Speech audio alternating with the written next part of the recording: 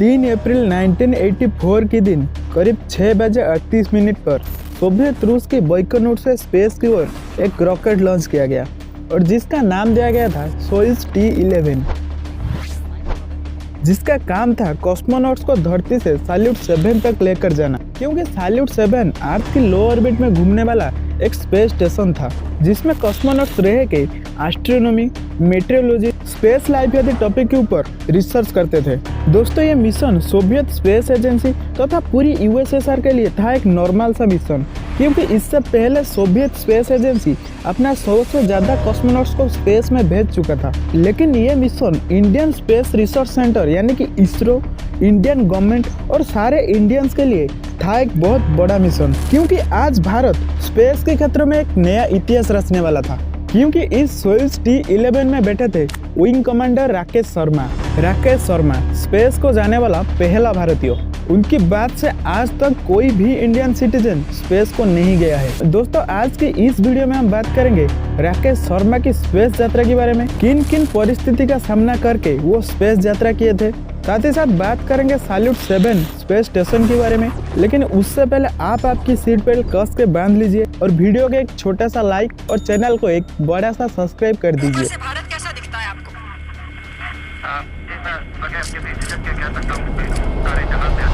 दोस्तों, ये बात है उस टाइम की जब यूएस और यूएसएसआर के बीच कोल्ड वॉर चल रहा था, जिसके चलते दोनों सुपर पावर अपना अपना पावर दिखाने में लगे हुए थे, चाहे वो मिलिट्री की बात हो या टेक्नोलॉजी की बात हो। और ठीक ऐसा लड़ाई दोनों सुपर पावर के बीच स्पेस को लेकर भी चल रहा था। जब अमेरिका अपने अपोलो मिशन के थ्रू इंसान को चांद पर भेजने के लिए रिसर्च कर रहा था, तब यूएसएसआर ने भी स्पेस में अपना परमानेंट रिसर्च लैबोरेटरी बनाने में लगे हुए था। दोस्तों, इस कोल्ड वॉर को कितना सीरियसली लिया गया था वो आप इस बात से अंदाजा लगा सकते हैं कि जब यूएस ने अपना स्पेस क्रू के नाम एस्ट्रोनॉट्स रखा, तब यूएसएसआर ने इस नाम को भी यूज नहीं किया, बल्कि वो अपना स्पेस क्रू के नाम एस्ट्रोनॉट्स न रख के कॉस्मोनॉट्स रखा।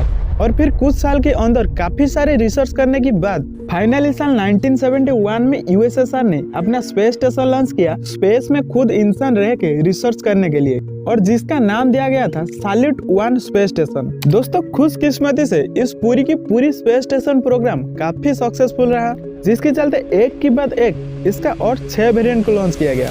जैसे 3 अप्रैल 1973 में सैल्यूट 2, 25 जून 1974 में सैल्यूट 3, 26 दिसंबर 1974 में सैल्यूट 4, 29 सितंबर 1977 में सैल्यूट 6 और साल 3 अप्रैल 1984 में सैल्यूट 7। दोस्तों, इनमें से सैल्यूट 7 हमारी कहानी के लिए सबसे इम्पोर्टेंट है, क्योंकि इस सैल्यूट 7 को क्रू भेजने के लिए यूएसएसआर ने एक इंटर कॉस्मोस प्रोग्राम लॉन्च किया, जिसमें यूएसएसआर के साथ स्पेस का क्रू भेजने के लिए मौका मिला हमारे भारत को। और फिर भारत में सही पर्सन को चुनने के लिए काफी सारे टेस्ट किया गया, जिसमें कैंडिडेट्स की मेंटालिटी से लेकर हर वो टेस्ट किया गया जिसका जरूरत स्पेस मिशन के लिए था। फाइनली ये सारे टेस्ट खत्म होने के बाद इसरो की ओर से 2 लोगों को यूएसएसआर के इंटर कॉस्मोस प्रोग्राम के लिए चुना गया, राकेश शर्मा एंड रवीश मल्होत्रा, जिनमें से फर्स्ट प्रेफरेंस राकेश शर्मा को दिया गया था और रवीश मल्होत्रा को बैकअप के लिए रखा गया था। दोस्तों, राकेश शर्मा जी की बायोग्राफी और उनकी लाइफस्टाइल के बारे में हम वीडियो के एंड में बात करेंगे, इसलिए प्लीज वीडियो को एंड तक जरूर देखिए।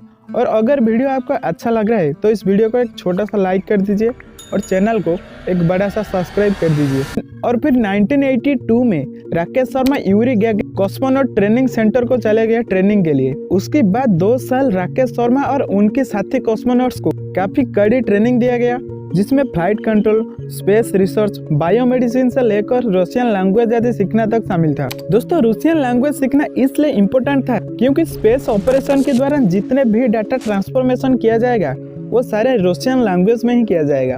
फाइनली 2 साल के बाद राकेश शर्मा तथा सारे इंडियंस की इंतजार की घड़ी खत्म हुआ।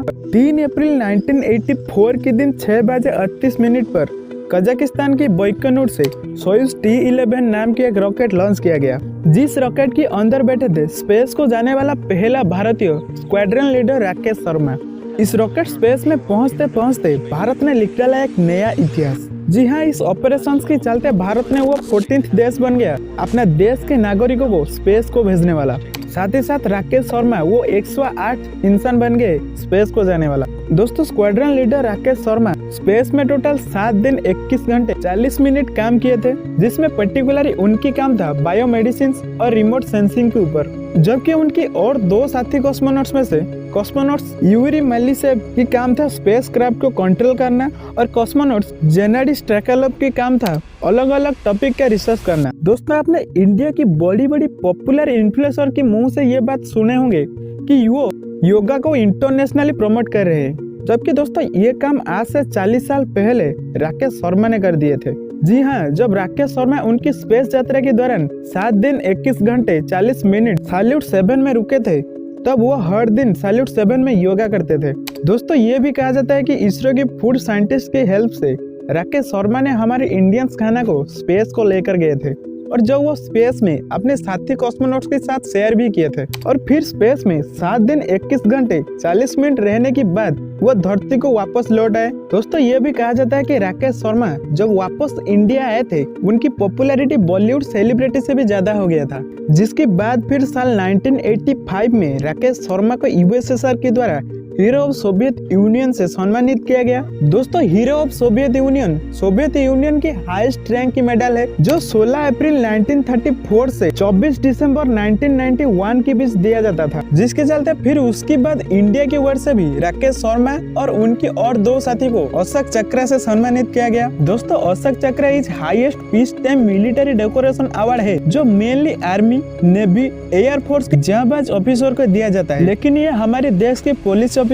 तथा हमारे देश के सिविलियंस को भी मिल सकता है। जो अवार्ड आज से 71 साल पहले से यानी कि साल 1952 से दिया जा रहा है। दोस्तों इस प्रोग्राम खत्म होने के बाद राकेश शर्मा ने फिर से इंडियन एयरफोर्स को ज्वाइन किए और 3 साल जॉब करने के बाद 1987 में रिटायरमेंट लिए, और फिर उसके बाद हिंदुस्तान एरोनॉटिक लिमिटेड यानी कि हॉल को आज चीफ टेस्ट पायलट ज्वाइन किए। हॉल की नासिक डिवीजन में 5 साल काम करने के बाद साल 1992 में इन्होंने हॉल के बेंगलोर डिवीजन में भी 9 साल काम किए और लास्ट में साल 2001 में रिटायरमेंट लिए। दोस्तों आप चलिए बात करते हैं राकेश शर्मा की लाइफ स्टोरी के बारे में। दोस्तों राकेश शर्मा के जन्म 13 जनवरी 1949 को पंजाब की पटियाला में एक पंजाबी हिंदू ब्राह्मण परिवार में हुआ था। इन्होंने अपना स्कूलिंग हैदराबाद की जॉर्जेस ग्रामर स्कूल से करने के बाद निजाम कॉलेज से अपना ग्रेजुएशन कंप्लीट किए थे, जिसके बाद फिर जुलाई 1966 में इंडिया के एयरफोर्स को ज्वाइन किए और 1970 में एज ए पायलट काम किए।